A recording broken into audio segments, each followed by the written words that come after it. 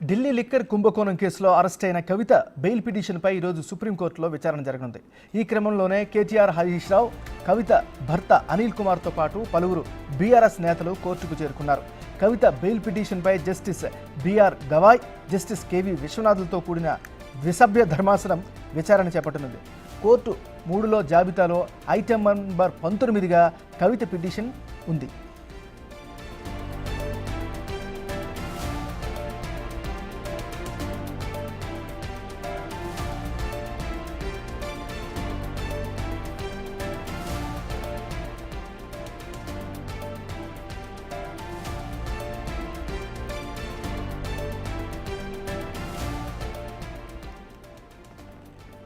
Delhi liquor కుంభకోణం కేసులో arrest అయినటువంటి కవిత బెయిల్ పిటిషన్పై ఈరోజు సుప్రీంకోర్టులో విచారణ జరగనుంది.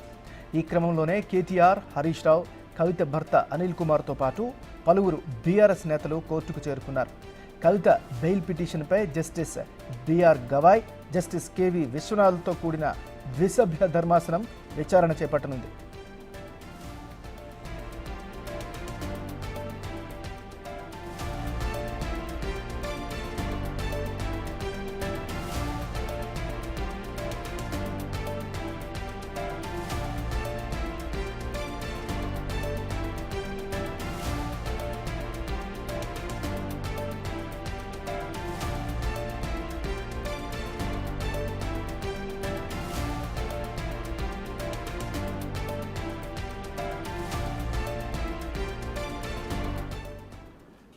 ఢిల్లీ లిక్కర్ కుంభకోణం కేసులో అరెస్ట్ అయిన కవిత బెయిల్ పిటిషన్పై ఈరోజు సుప్రీంకోర్టులో విచారణ జరగనుంది. ఈ క్రమంలోనే కేటీఆర్, హరీష్ రావు, కవిత భర్త అనిల్ కుమార్తో పాటు పలువురు బీఆర్ఎస్ నేతలు కోర్టుకు చేరుకున్నారు. ఇదే అంశానికి సంబంధించి మరింత తాజా సమాచారాన్ని మా రిపోర్టర్ శివ లైవ్లో అందిస్తారు. శివ, రైట్, ఏమైనా Delhi liquor policy, ED, CBI కేసుల్లో బెయిల్ కోరుతూ సుప్రీంకోర్టును ఆశ్రయించారు ఎమ్మెల్సీ కవిత. గత విచారణ సందర్భంగా కౌంటర్ పిటిషన్ సిబిఐ దాఖలు చేసింది. కౌంటర్ పిటిషన్ దాఖలు చేసేందుకు ఈడీ సమయం కోరిన నేపథ్యంలో 22వ తేదీ వరకు కౌంటర్ పిటిషన్ దాఖలు చేయాలంటూ ఈడీకి సుప్రీం ధర్మాసనం గడువు ఇచ్చింది. 22వ తేదీన కౌంటర్ పిటిషన్ దాఖలు చేసినట్టు తెలుస్తోంది. ఇక ఈరోజు కొద్దిసేపటి క్రితమే ఈ justice BR Gavai, justice KV విశ్వనాథ్లతో కూడిన ధర్మాసనం బెంచ్ స్టార్ట్ అయింది. ప్రజెంట్ 13వ నెంబర్ పిటిషన్పై వాదనలు కొనసాగుతున్నాయి. కవిత 3వ కోర్టులో 19వ పిటిషన్గా కవిత కేసు అనేది ఐటమ్ అనేది నమోదైంది. మరి కాసేపట్లోనే ప్రజెంట్ 13వ నెంబర్ అంటే 19వ నెంబర్ పై విచారణ కొనసాగనుంది. అంటే 14కు చేరుకుంది. ప్రజెంట్ 14వ పిటిషన్పై విచారణ కొనసాగుతుంది. కవితకి సంబంధించిన పిటిషన్ 19వ పిటిషన్, అంటే ఇంకొక 4 పిటిషన్లు వాదనలు ముగిసిన తర్వాత 19వ పిటిషన్లో సంబంధించి వాదనలు justice BR Gavai, justice K విశ్వనాథ్లతో కూడిన ద్విసభ్య ధర్మాసనం వినబోతోంది. కవిత తరపున సీనియర్ అడ్వకేట్, సుప్రీంకోర్టు సీనియర్ న్యాయవాది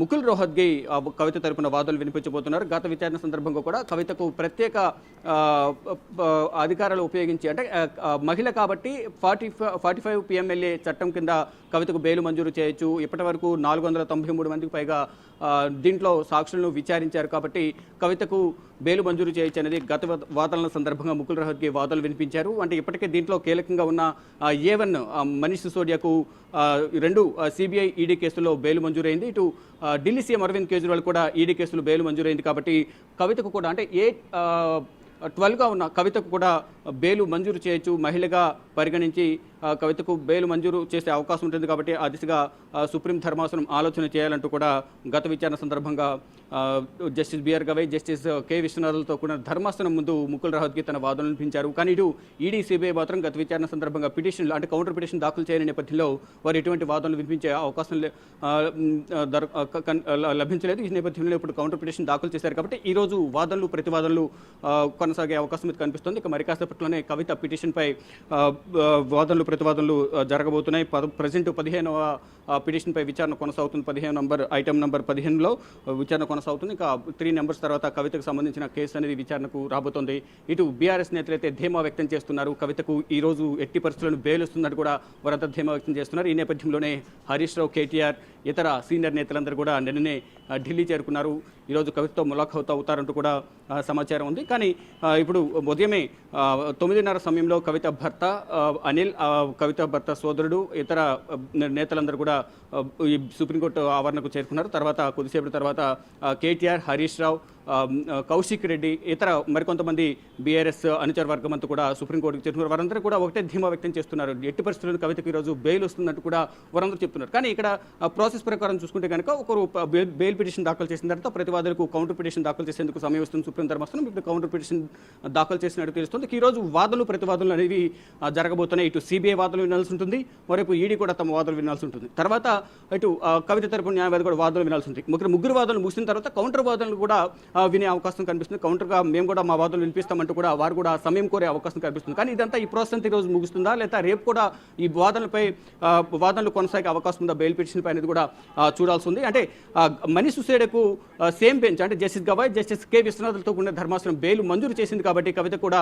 బెయిల్ మంజూరు చేస్తారంటూ కూడా బీఆర్ఎస్ నేతలైతే ఆశాభావం అయితే వ్యక్తం చేస్తున్నారు. ఈ నేపథ్యంలోనే భారీగా ఈరోజు సుప్రీంకోర్టు ఆవరణకు అనుచర వర్గం, మరోవైపు వారి కుటుంబ సభ్యులు కూడా సుప్రీంకోర్టుకు చేరుకున్న నేపథ్యంలో వారందరూ అయితే ఒకటే నమ్మకంతో ఉన్నారు. కవిత ఎట్టి పరిస్థితులను బయటకు రాబోతున్నారు. అంటే ఈ రోజు లేదా రేపు ఈ 2 రోజులు వాదనలు ప్రతివాదనలు ఉంటాయి.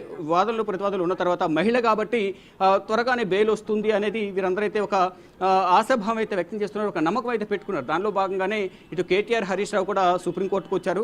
అంటే వీరందరూ రావడం బట్టి బీఆర్ఎస్ శ్రేణులు కూడా ఎంతో ఆసక్తితో ఎంతో ఉత్కంఠగా ఎదురు చూస్తూ ఉన్నారు. అంటే కవితకు సంబంధించిన ఎటువంటి ఆధారాలు ఇప్పటివరకు లభించలేదు కాబట్టి కవితకు బెయిల్ వస్తుంది అనేది వారైతే ధీమా వ్యక్తం చేస్తున్నారు. దాదాపు 150 రోజులు అంటే 5 నెలలుగా మార్చి 15 కవితను ఈడీ అరెస్ట్ చేసింది, ఏప్రిల్ 11న సిబిఐ అరెస్ట్ చేసింది. అంటే దాదాపు 5 నెలలుగా కవిత తిహార్ జైల్లో ఉంటున్నారు కొన్ని అనారోగ్య సమస్యల వల్ల.